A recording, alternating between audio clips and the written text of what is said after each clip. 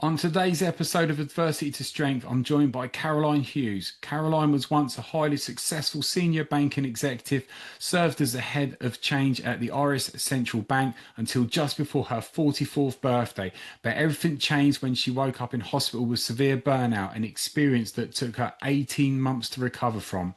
During that time, Caroline made a powerful discovery. She wasn't addicted to substances, but to success itself. Every part of her life was driven through the lens of achievement. It nearly cost her everything. Now, Caroline has transformed her experience into purpose. She runs Conscious Leaders, where she helps C-suite executives at major multinational companies and banks manage their drive for success without burning out. Through frameworks, structures, and powerful programs, she ensures others don't face what she did. Today, we'll talk about her journey, the concept of sudden success addiction, what real leadership looks like, and how to spot and prevent burnout before it takes over your life. It's a privilege to welcome Caroline to the podcast. Caroline, thank you for coming on the podcast today. Thank you, Lee, for that introduction. Yes, long-time listener, so delighted to have a conversation. I'm pleased to hear it.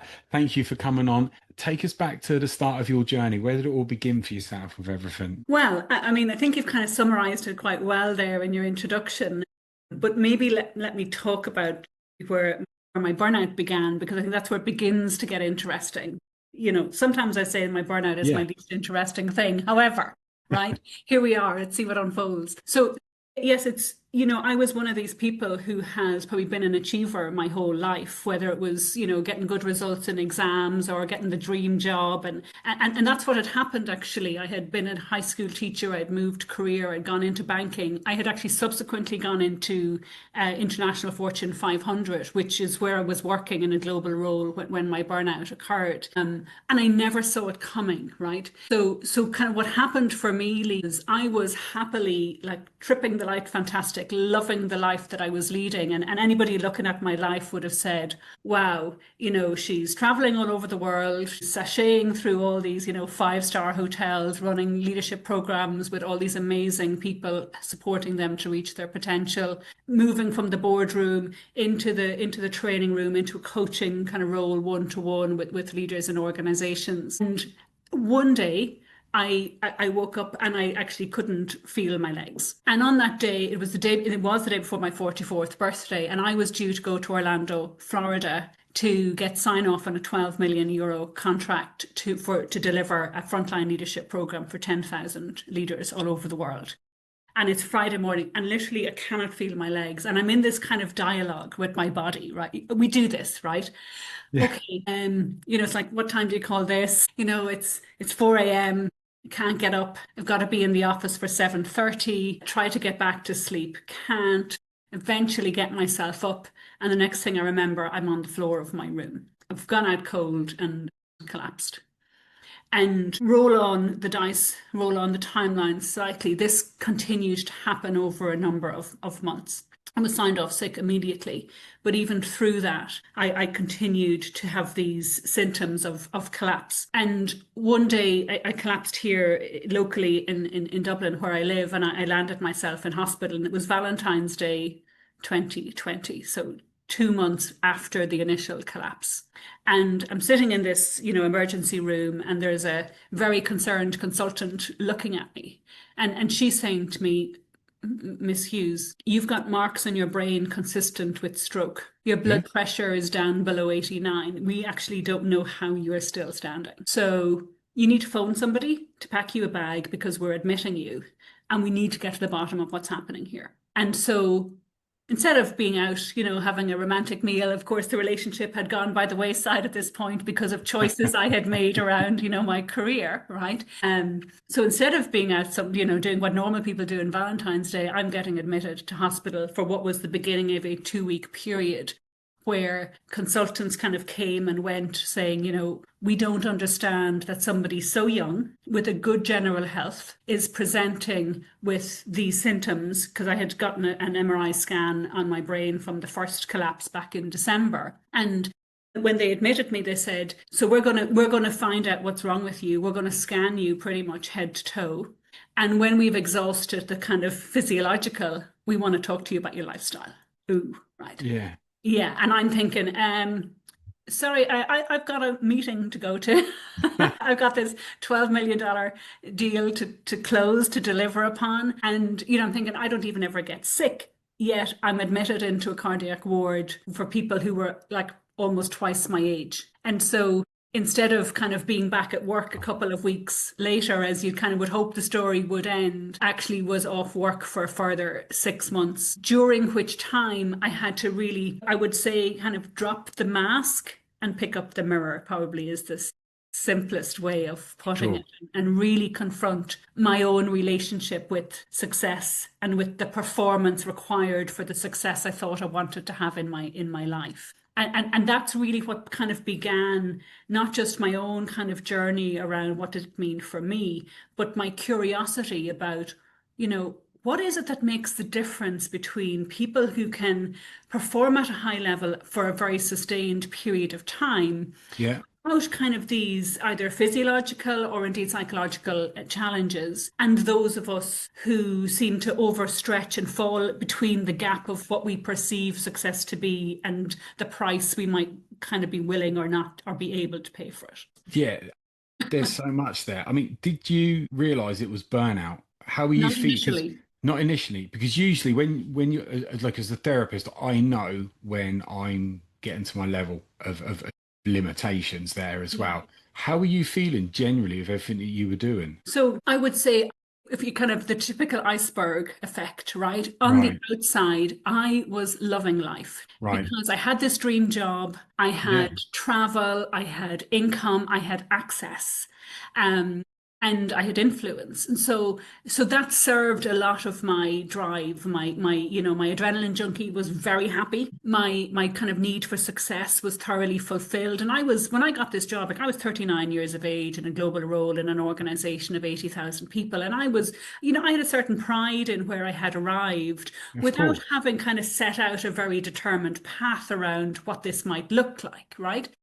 And so on one level, it looked to be brilliant. And I loved my job and I loved the people I worked with. And I kind of would have gone, to say I would have gone the extra mile is almost an understatement. Yeah. And what was happening kind of in parallelly was I was not paying attention to the price I was paying to keep feeding this meter called the performance success cycle that I was in. And so I made choices that were kind of in alignment with my definition of success at that time, to get the job done, to not let anybody down, to deliver the program to, really, really high production value, etc. And so when I had a really chronic pain in my jaw that got so bad, I couldn't even bite a banana. But Right. I didn't link that to stress. It subsequently got linked to clenching at night and, obviously not saying things that needed to be said if you look at it on a very deep level. But I just thought, oh, I have this pain in my jaw. It didn't occur to me it might be stress related. It didn't occur to me to, go kind of get help for that because, well, I didn't have time for it. At the time, you weren't actually stressed. You're loving life, you've got a lot on, so you're not Right. actually feeling stressed. Yeah, Usually so I it's didn't like, have a mental stress, but yeah, the body was under stress. What's that right, book? The body keeps the score, right? Right. of I course. didn't know, I just kind of walked blindly into this, which is part of why I talk about what happened to me kind of so much, because I think there's lots of people like me who think, well, this is just the price you pay to have what you want. And sometimes that can be true and actually can be fulfilled and other times not. And so this pain I ignored. And then I was really exhausted. And Right. because at the time it was it was very normal for me to be on a plane at least 3 weeks out of four. And So, even one of those 3 weeks, I would have been in the US. And so it was like being in like a constant state of jet lag, is how I would have described it. And I remember saying to my boss about 6 months before my collapse, we were in the States for a meeting. And I remember saying to him, I need to stop coming to the States. I'm going to just not travel. I think it was July. And I said, I'm going to not travel now for a month or two because I'm exhausted by travel. And he was like, yeah. yeah, no problem. You organize your schedule, do what you got to do. Now, my team was all over the world, which was part of, why I was traveling. So I kind of rationalized that as I'm jet lagged and I'm traveling too much. You can justify everything your body's trying to tell you with something else that's more than plausible at Right, the time. exactly. because I was looking it through that context of, well, this is what it takes to be successful, and therefore any behavior I had was kind of, ruled in or out based on, is this the price of success, right? To do it or to continue doing what I loved doing. And then I didn't really realize that I was starting to make, in hindsight, quite unhealthy choices. Like Saturdays were for sleeping. So instead of, being with my family who are not living in Dublin, I'm in Dublin here in Ireland, I would choose to sleep so that I'd have sufficient energy to be on a flight on Sunday to be somewhere, or to read the level of documents that I needed to read in order to be effective in the forums I was in during the week. So my social circle began to get narrower and narrower, because my identification was more and more with, the work success, and the doing a good job there kind of almost the evidence stack of that got bigger and bigger. And in order to deliver that, everything else kind of got smaller and smaller to make more room for what work took up for me. And as I said, yes, I was in a relationship, and no surprise that, didn't last beyond 12 months, because again, my choices were not in alignment with somebody who really wanted to have a loving, committed man and relationship in my life, right? Were you aware of that at the time? Could you feel the relationship? Did you know that you were working too much, or were you just justifying, this is my job, I've got to do this, I've got to do that? There were moments where, particularly I would say in the 12-month run up to when I collapsed, there were definitely moments where I was saying, this isn't normal. Like, this level of tiredness is not normal. Or this level of, I said, the travel probably was the one I kind of was very aware of, that needed to be kind of pulled back in order for me to have a different type of life. And I remember saying at one point, I don't know, to somebody, it's funny, I can't commit to a yoga class on a Tuesday because I'm not in the country 3 out of 5 Tuesdays, right? Now, that's a kind of a convenient story, isn't it, on one level? Yeah. Because on another, if I really wanted to, be a yogic, I'd have put, Yeah.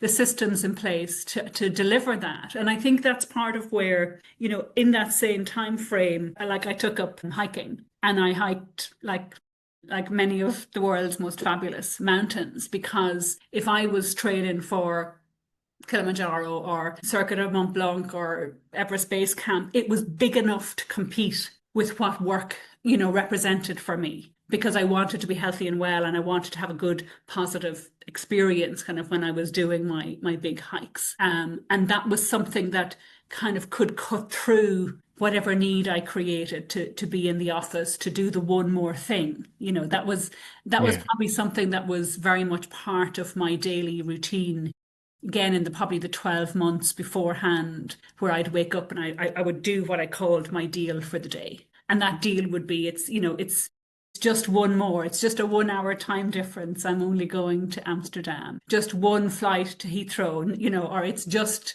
it's the one more project that needed to be delivered, or it's one more timeline that got shrunk. So I would kind of minimize down the level of what was happening almost to the smallest unit, so that I could survive the day. And when I look back, I hadn't seen I was really creating kind of a survival pattern. But if I knew then what I know now, I would probably see that very differently, But I saw that as one of the ways in which I could manage the workload on those days where it felt like this was becoming unmanageable, because I did have a sense of that.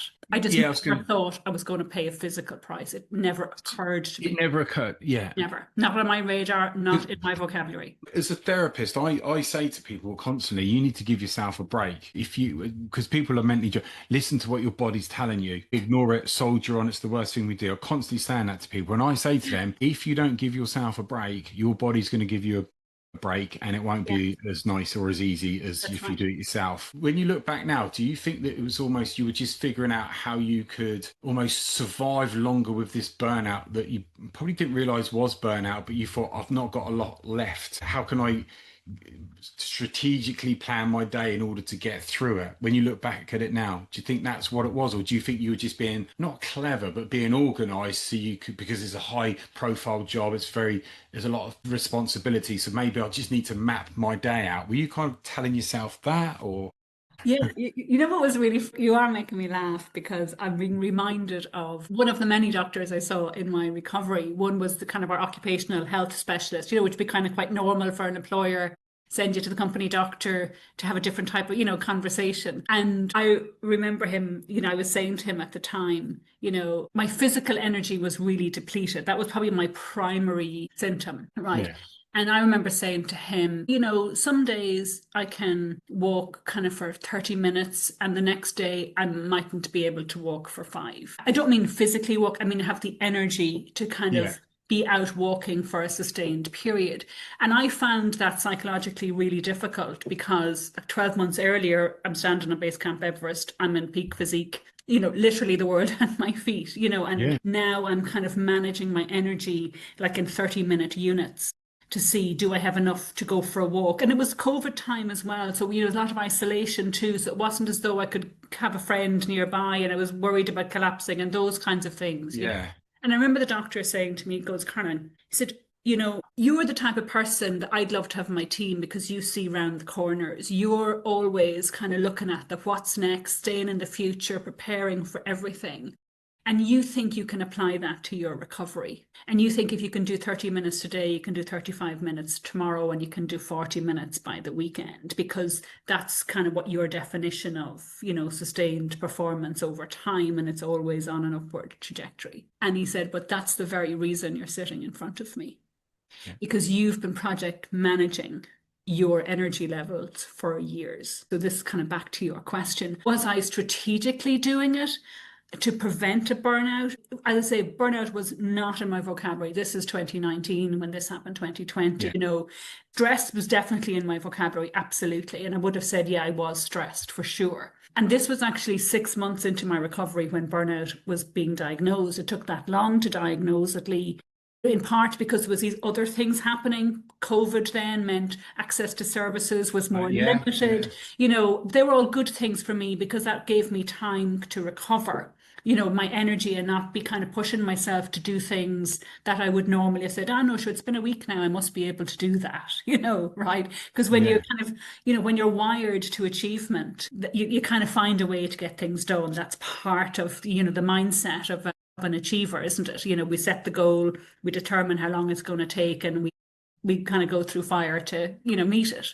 Yeah. So this was one of my big learnings, around physical energy management became really important for me, because what that doctor was saying to me was that this phrase of you can't project manage your way to full health, because you're putting stress in the system through that, because that's what you've been, that's your default setting of the deal a day now occurring in a different guise, but it's the same behavior and it's not helpful. And that was a bit of a rude awakening. Yeah. And Yeah. talking of, I'm guessing rude awakenings for you was when they actually said to you, you've got burnout. What happened there when they told you that? I think, to be honest, it was a relief, because during the time I was in hospital in February, and I was having all of these tests for why was somebody who was physically in good shape, physiologically at least, why was I having this kind of experience of losing the power in my legs? Because that's what was happening. I wasn't passing out, fainting. I was losing the power of my legs and then losing consciousness kind of almost as an after. And when you've got those types of neurological symptoms, they scare you with, oh, it might be epilepsy, it might be MS, it might, right? What's the other? There's another something for chronic fatigue, Yeah, So your fibromyalgias and chronic fatigue yes, syndromes. right. So I remember going through a time when I was in hospital that every time the door opened, the number of syllables in the words simply got more, and the level of fear I had about what this diagnosis might be Yeah. was actually getting higher in direct correlation. And when burnout came on the table, it was a relief, because I suddenly felt, okay, hold on a minute. I can fix Is it. this stress? If this is stress, I can take this. I remember saying this to a friend of mine, going, right, they've terrified me. If this is stress, if this is within my control to change, I'm up for that. I'm going to do whatever it takes. And it was a very clear, conscious decision of going, I'm going to remedy this. Not Did in you? a, Yeah. what would I call it? Not in that energy of defiance, but actually I felt I was given back control. Yeah. Did you have a spell of self-reflection over how it had got to this Yeah. when you were told? You got. I think while this was happening, right? So I was off work. So at this stage, I'm 6 months off work at this point, right? Yeah. Obviously, COVID is happening, so services are different. And I've always kind of been a person where if you've got something wrong, if there's something that can help, you should take the help. I have very few hang-ups about what it might mean to have a certain therapeutic or what, like, I just don't, Mhm. I'm really grateful. I just am more motivated to get to the prize than I am in, what it might take to get there, right? So again, same behavior, right, coming up, but to the good this time. And so I had kind of through that period, obviously I was under medical supervision, although loosely speaking, because the circumstance of the time, I was working with a therapist at the time. I was doing breath work also, and I had discovered this of how the mind works through three principles teaching that I had been introduced to that really started to bring me clarity around I can have these physical symptoms and it's true, I didn't have a lot of energy. It was true, making a decision about what to wear in the morning was probably the height of my decision making capability. Right. But what was optional for me was whether I beat myself up about that and whether I, chose to suffer. And when I began to see how the mind works, again, kind of by the time the diagnosis came, say that was almost 6 months into things, I had already kind of gone, okay, so I don't have energy, and I can have this correlation between me in 2020 with managing 30-minute units of energy per day, and me in 2018, Everest Base Camp. It wasn't that far. There's a big difference. But actually, what is it that's helpful for me to be well? What Yeah. is, for me to actually reclaim my wellness? Because that's how I saw it. I never saw myself as a sick person. The diagnosis was a relief, because sometimes it's a relief to put Yeah. language on something that Yeah. feels very nebulous. And, people are saying to you, but we're all tired and we're all a bit stressed, and like, how are you different? And okay, and that's all part of the cynicism, I suppose, that goes with burnout. But what I saw in this period of reflection that, said I had to take up the mirror instead of, the bundle yourself up and get on with it. I had to go, okay, Caroline, whatever it is that has led me here to this today, and there are plenty of reasons why, can I be at peace at where I am right now? Right. Can I And land here even for a nanosecond in the beginning? And the nanoseconds add up to minutes over time. And can I kind of satiate, if you like, my need for, for progress in that, through that mechanism, rather than can I put on my corporate cloak today and head back into the office? And yeah. so what I found over time was this kind of very kind of, I suppose, rich experience of discovering my own personal identity beyond my previous measures of success, of, the house, the car, the job, the success of getting the job done, the being the go-to person. I had to really, that was probably the hardest thing to drop for me. Being the safe pair of hands who always delivered, and having to just completely take myself off the pitch. Yeah. Just not even dip a toe, be completely off, because, addiction has many forms, doesn't it? But actually our Yeah. thought patterns probably are our most addictive behavior patterns. Yeah. And for you, that's one that you'd had forever because you're always setting targets at a high achiever there as well. So you didn't know anything different. Yeah. When you were told that you had the burnout and you realized that's exactly what it was and suddenly it made sense, where were you with your job at the time? Because obviously you've not worked for 6 months. So what was going on with your dream job? Yeah. Well, I mean, very fortunately, I mean, I was still on sick leave from my job. I was still in very open communication with my employer, and they were saying, look, you just let us know when you're ready to come back. And, and that was kind of a double-edged sword for me, because I really wanted to, but in the depth of my soul, I thought, if I go back, this You're is going to going be to back to happen where you again. were. And, and I remember even I used to have this dream, Lee, that used to scare me, because whenever I considered, I'll go back and do part-time, or I'll take a step back and I can stay in the company, because there was so many things I loved. And I would have this dream. Do you have like you're in the UK, right? Do you know what a lollipop lady is? If I say that, do you know what Yeah, that? yeah, of course. Yeah, Yeah, lollipop right. lady. Yeah. Like Phil Warden, right? I think, Yeah, or that's it. Yeah, right? lollipop ladies Yeah, twice.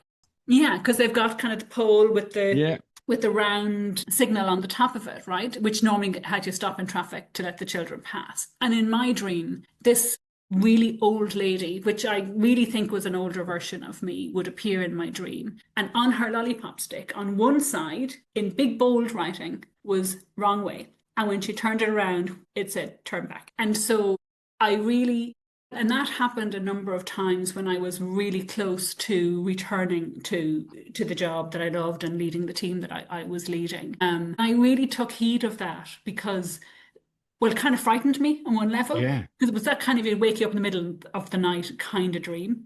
But I really had to think, so what's the life I want? right. Which What's is, the life I want?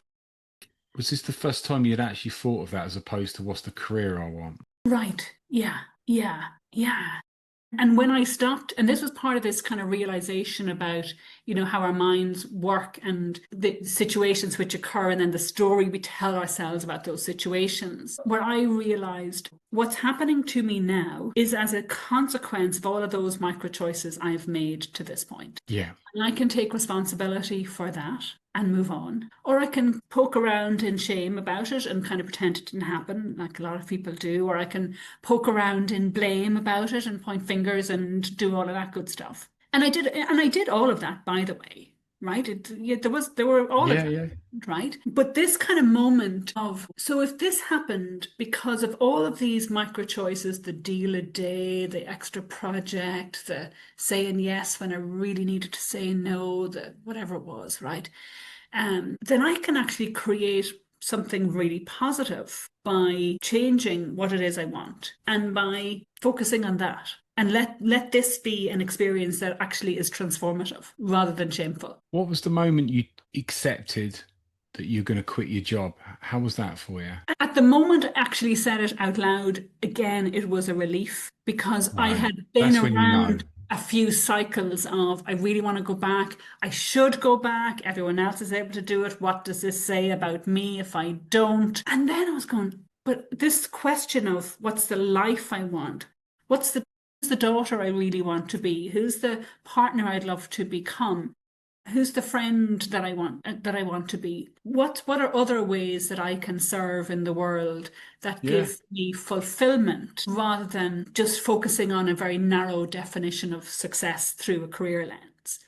And that kind of the decision to quit my job kind of just was a natural yeah, fallout from that, if you will, because suddenly that was an obvious choice, and it wasn't. It doesn't. It's not to say that it was easily right, but actually there was a bit of it that was just this is a no-brainer. If I yeah, want to do these things over here, if my pursuit is more about significant contribution and what actually brings fulfillment to me, that I yeah, can be in a more authentic way, have a different pace of life that is equally, if not more fulfilling, well then isn't that's the price, therefore, that I'm right. willing to pay? Yeah.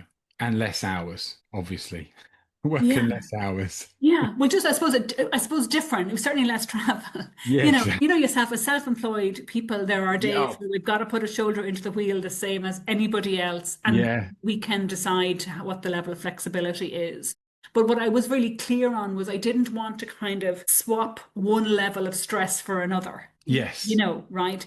And that was more the question for me. Did I back myself enough to set up on my own, doing the things that I really feel that I make a meaningful contribution through coaching people, through facilitating leadership workshops around leadership identity and what it means to be a leader for whom, power is not control, but power is the enablement of others to flourish. Because that's really where I started to see, back to what I said at the very beginning, those who have a sustainable career over time create environments for other people to thrive. That's part of the equation. And when I started to see that coming together, and I'm gonna back myself on this. How do you feel where you are now with what you're doing compared to the high flying exec job? Bearing in mind what you're doing now is brilliant. Yeah. It's funny.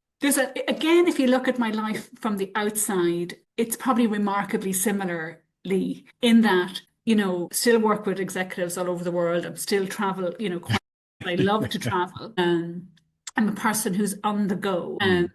But actually, maybe what's different is Yeah. What's the difference? inside. Yeah. It's like I have, I don't know, gone from the wilderness of an internal landscape into something that is much more cared for and curated. I feel like I have a lot more freedom in my life now. I have a lot more, I certainly have more flexibility, which I think comes from self-employment. Yeah. But I think inwardly, my sense of me is so different. And one of the things over the last couple of years, I've really deepened my kind of spiritual connection and practice. And that's kind of been a safe harbor for me. And one I probably was in denial about through my corporate career is, about how meaningful my spiritual self was. And I would take long holidays that would facilitate that, which was great. But, day to day, I didn't really hadn't cultivated a practice around that. And so I find now, although the labeling is remarkably similar, my routines might look, relatively relatable, actually, really relatable, actually. But the sense I have of who I am in the world and what it is to show up in a much less inhibited way and to say the thing that needs to be said because I'm less concerned about, quote unquote political fallout internally. And there's a freedom in that, isn't there? And there's a real privilege sometimes in being the external person who can say the things that internally might not know that need to be said, but not be acceptable to say. And Yeah. I get great sense of, of freedom and fulfillment from that and from the work that I do with people, kind of cultivate their ecosystem so that, well, they don't go through what I went through, first of all, because I Yeah. wouldn't. I mean, it was so transformative for me, but it's like, opening up this beautiful gift is just in a very Yeah. thorny wrapper, right? Yeah. Yeah. Of Yeah. course. So my sense of contribution is much higher than it has ever been, actually. What advice would you give to somebody listening that is got that stressful job? They don't take a break, they're working all of the hours, but the money's good. But they can feel that burnout coming up. I feel like I'm talking about myself here. But what would you say to somebody listening with Yeah. that set of circumstances? Yeah. Well, I would kind of say a couple of things. The first is I would ask you the question, what is your true definition of success? Yeah, it's all relative, isn't it? Right? It's all relative, right? Because sometimes we can, burn the candle for a short period of time in service of a particular. Yes. You often see people do that, right? They want to buy the house or they want to, there's particular something they want to achieve, right? But after that is done, you're still left with the truth of who you are. Yeah. So I think the first thing is get clear on what success means for you, right? Whatever that definition is, where are you now relative to that definition? If you were, doing good old-fashioned inventory relative Yeah. to that Yeah. definition, this is where I am now. Because then that's when we can see what's in the gap. And this Yeah. is a really it's kind of a simple self-reflection, really. It's confronting, right? But this is where we pick up the mirror instead of the mask. So that's the first thing I would encourage people to do. Because it's easy to fall into the trap of is it worth it? And this isn't the life I ordered. But going back to what I said earlier, whatever we have today is an inevitable outcome of the choices we've made yesterday, the day before. Yeah. So first things first, get clear. Yeah. Then I would have a look, particularly if you're in a big job, right? And time is precious, and probably your diary is triple booked, or you're in meeting marathons every day, and your most strategic thinking is being done when you're most tired or least alert. You got to take a really kind of strict inventory of where you're spending your time, right? And I would really get clear about what is the work that only you can do and you only. And I would get really clear. And if you've got an EA or a business manager, all the better, make them crystal clear. And then everything else, you've got to look at what can I delegate? Yeah. And what can I just actually not do and see who notices? Because we do a lot of stuff that we think is important because we have a job title or it's important for our name to be in some spreadsheet about something or other. But they're all traps, aren't they? They're all kind of ego traps. I show up because I want to be the person who shows up there. And these are typically where we trip each other up. And that's where, particularly, I think for women at work, where we try to be all things to all people because we think that's how we can be successful. First thing we say, what can we just stop doing immediately? See who notices. See will somebody else actually do it. Second, what can I delegate because it's important? And I Yeah. put systems around that so that I'm informed about progress. And then the third is, what is the work that only I can do? Yeah. And where do I might need to have maybe some systems or resources or people around that to enable me to do the most strategic or the highest value part of that. So I'm spending my time in the highest value work for most of the time, Yeah. right? So, I think that's always where I start with people is your definition of success. If you had a blank page and we were all to play for, let's define it. Let's look at what's in the gap. And then let's see where actually we spend time today. Because again, we can get caught up in these loops of, I'm the busy person and it's, oh, I'm busy and it's a badge of honor. Like a badge on the end of your hospital bed is not worth having. Yeah. Yeah. I just finished with one quick comment. I see on like social media, somebody's put, I did like X amount of overtime hours this month. I'm Right. unstoppable. And somebody's commented, you're a victim. That really stuck out for me. Yeah. Yeah, and it's interesting, isn't it? That kind of victim owner mindset distinction I mean, that's a beautiful one, right? Where am I doing things because somebody said I have to? Yeah.